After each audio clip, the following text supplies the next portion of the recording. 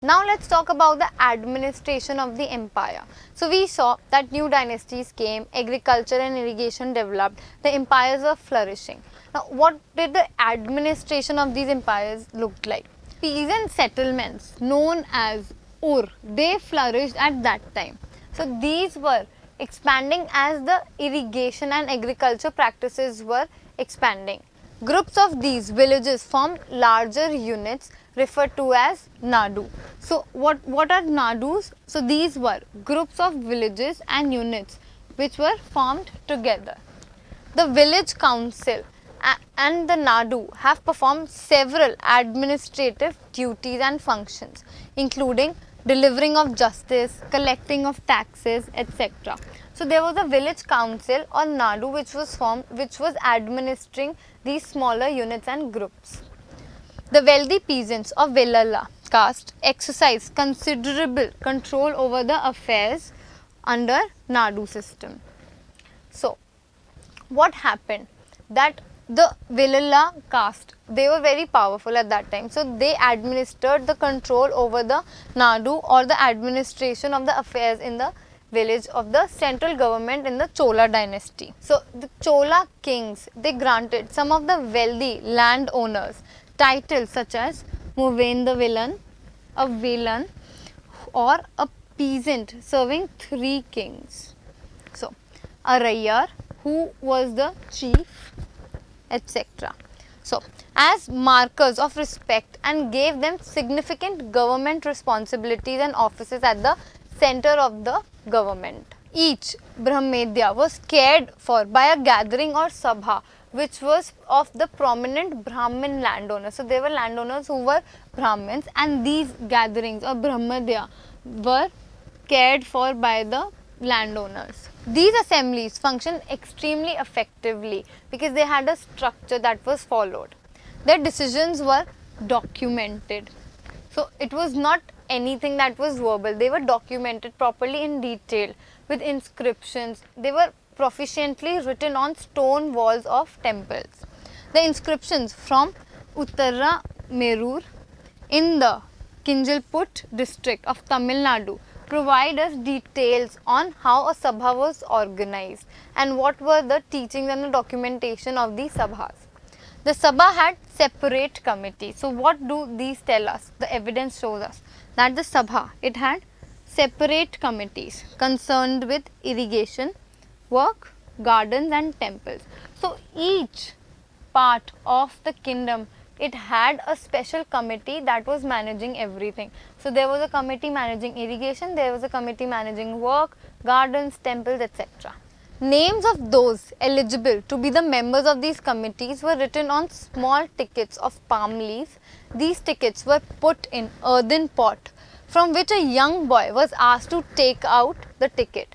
One by one, each committee was formed. So this is similar to the method that we follow today. For example, if we have to select a team, so we would write the name of everybody on a chit and put it in a pot and then mix it all together and pull it out, and the teams are made. So this is how the committee was formed at that time. Now let's talk about what kind of land was there. What were the different types of lands at that time? So they gave us an insight. The Chola inscriptions, they tell us what types of lands were there. The Velan Vagai, land of non-Brahmin peasant proprietors.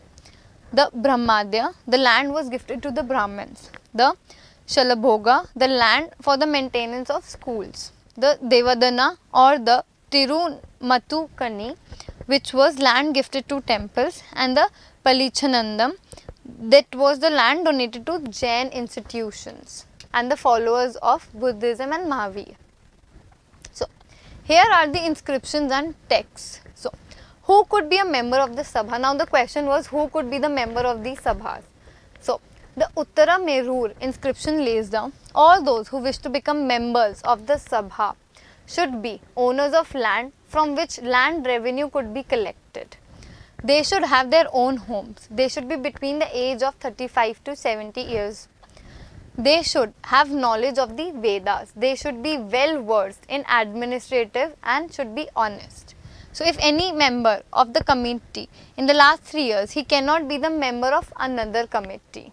So Anyone who has not submitted his accounts and those whose relatives cannot contest elections cannot be a member of the committee. So these were the inscriptions that tell us how powerful men were the only people who were in the committee. Now, here are the inscriptions of other texts.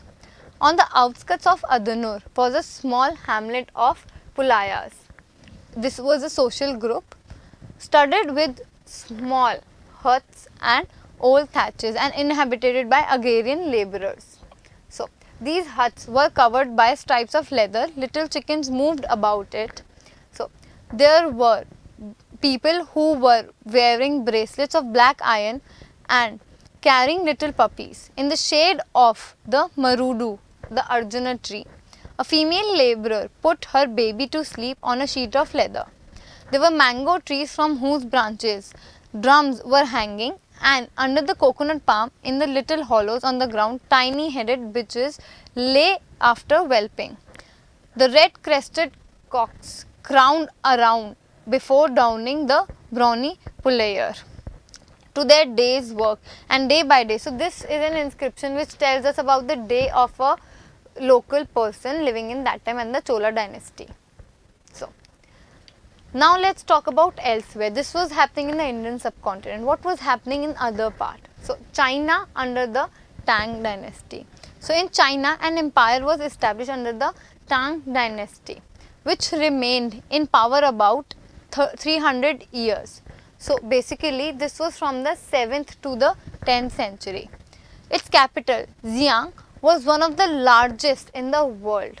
It was visited by Turks, Iranians, Indians, Japanese, Koreans, etc.